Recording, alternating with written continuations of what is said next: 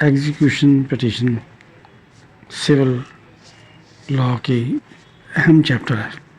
اسی میں کوئی بھی ڈکری اور آرڈر جو ایگزیکیوٹیبل ہے سول کوڈ کا، اس کے بارے میں درخواست دی جاتی ہے. اجرا کی درخواست کو کہتے ہیں. اجرا کی درخواست اگر عدم پیروی میں خارج ہو جائے، نان پروسیکیوشن میں، تو پھر اس کی بحالی کے لیے کوئی پروویژن نہیں ہے. آرڈر 21 CPC حالانکہ بہت بڑا آرڈر ہے، CPC کا بہت بڑا چیپٹر ہے، لیکن اس میں کہیں بھی ایسا نہیں لکھا گیا. اب یہ کیا ہوگا اگر وہ نان پروسیکیوشن میں چلی بھی جائے تو پھر کیسے کریں گے؟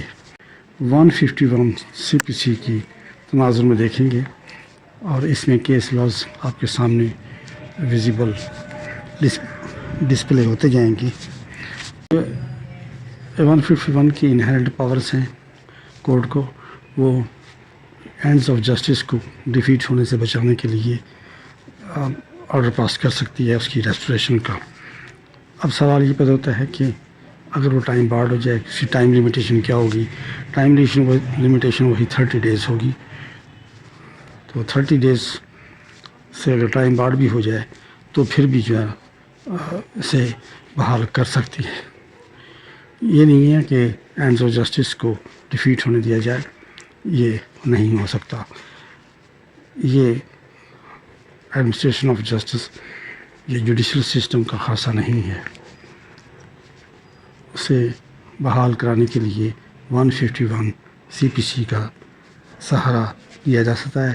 اس پر کیس لاز آپ کے سامنے ہیں.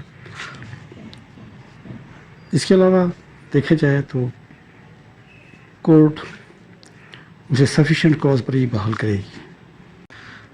سفیشینٹ ریزن یا سفیشینٹ گراؤنڈس کا ٹرمینالوجی آرڈر 9 رول 9 CPC سے لیا گیا ہے. تو وہ اس پر وہی اطلاق ہوگا کہ جو beyond the crutches of human being ہوں، ایکسٹرا آرڈنری ہوں، اور اس میں کوئی کلیمنسی یا رعایت کے پہلو نہیں ہو سکتا، کیونکہ قانون سب کے لیے برابر ہے. ایکس ڈیبیٹو جسٹیشیا، اس لیگل میگزین پر یہ ریسٹوریشن آف ایگزیکیوشن پٹیشن بیس کرے گی، اور اس پر اس کا یہ ہے کہ اینڈز آف جسٹس ڈیفیٹ نہیں ہونے چاہیے، اور کورٹ اپنی انہیرنٹ پاور استعمال کرے گی. یہ پاورز انہیرنٹ پاورز ہیں، ودر ریزن اور سفیشینٹ ریزن استعمال نہیں کی جا سکتی. اسے ان روٹین استعمال نہیں کر سکتے کہ کسی بھی پارٹی کو ریلیکس کرنے کے لیے استعمال نہیں کیا جا سکتا. اس کو صرف اور صرف ایکسٹرا آرڈنری ریزنز پر استعمال کیا جا سکتا ہے انہیرنٹ پاورز کو. اور اب تو 151 CPC میں بھی یہ امینڈمنٹ آئی ہوئی ہے کہ انہیرنٹ پاورز ود ریزنز استعمال کی جائے گی، ریزن دی جائے گی کہ کیوں استعمال کر رہے ہیں.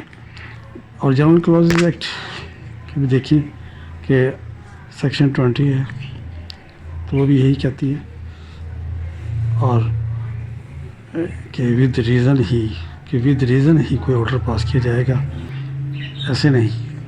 اور 24A تو واضح ہے کہ کوئی بھی order 24A general clauses act بالکل بھی کوئی ایسی گنجائش نہیں چھوڑی قانون نے کہ ریزن کے بغیر اسے انہیرنٹ پاور کو استعمال کریں یا کوئی آرڈر پاس کیا جائے، کوئی اتھارٹی ہو، کورٹ ہو، ایسا نہیں کر سکتے.